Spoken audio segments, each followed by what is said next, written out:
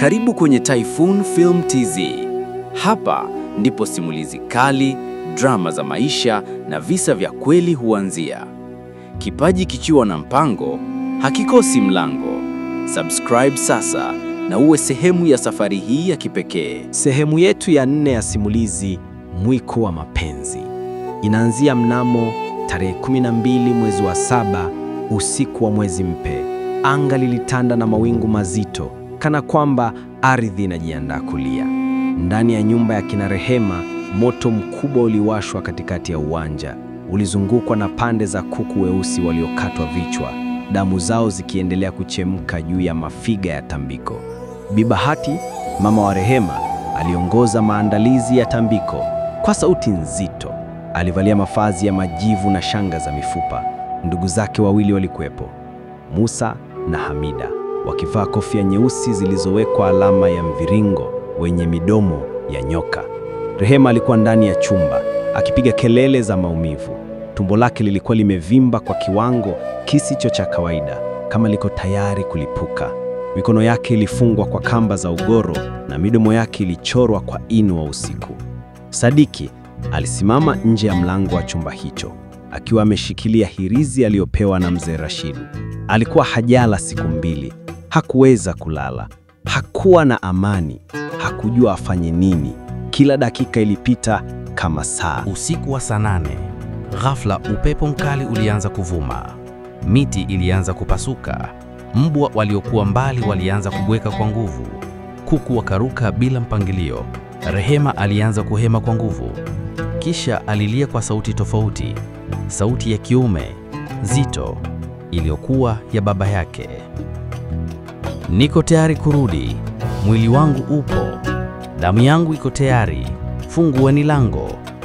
Bi Bahati alipiga yowe la kichawi, kisha akasema, Sadiki, ingia ndani sasa.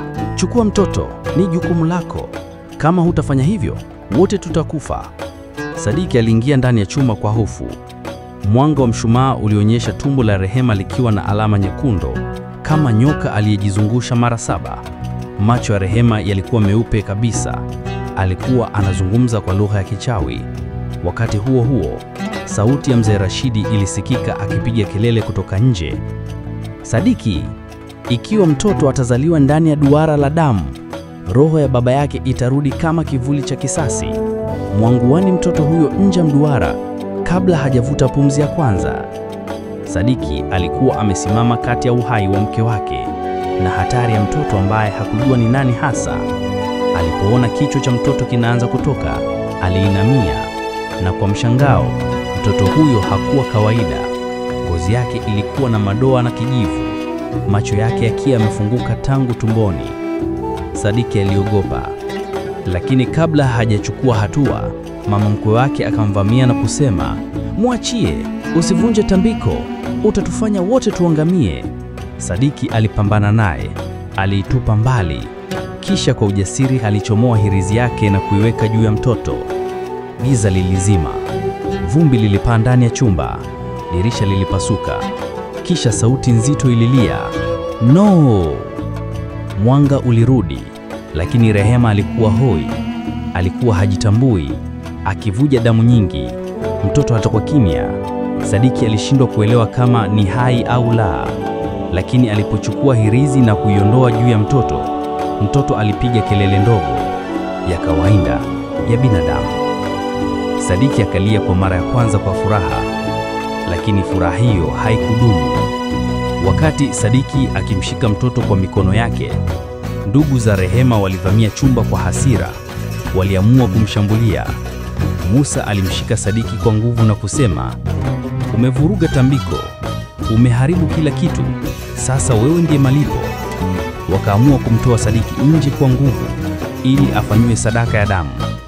Lakini kabla hawajamtoa mlangoni, sauti ya Rehema ilisikika, ikiwa tofauti ya mwangaza, "Acheni mume wangu, nyinyi si ndugu zangu tena." Walishutuka wote. Rehema alikuwa kasimama, akiwa amevaa kitenge chake cha ndoa, macho yakiwa ya kawaida, sauti imetulia. Kwa mara ya kwanza, alikuwa sawa. Rehema alichukua mtoto wake na kusema, "Roho ya baba yangu imepumzika." Sina deni tena kwa familia hii ya damu. Sadiki na Rehema walitembea nje ya nyumba hiyo, wakitembea kwenye mavumbi ya mapambazuko, wakiwa wamebeba mtoto wa giza aliyebadilika kuwa mwangaza. Nyumba yao, nyumba ya familia ya Rehema, ilianza kutetemeka, kisha ikateketea kwa moto wa asili, na wote waliobaki humo walipotea kwenye moshi wa milele. Mwisho wa sehemu ya 4. Itaendelea sehemu ya 5.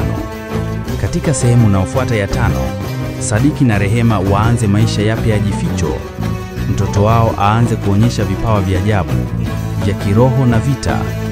Mizimu ya zamani ya familia ya Rehema ianze kuwafuata. Sadiki atajifunza kuwa bado kuna sehemu ya laana haijavunjwa kabisa. Usisahau kusubscribe kwenye channel yetu Typhoon Films TZ.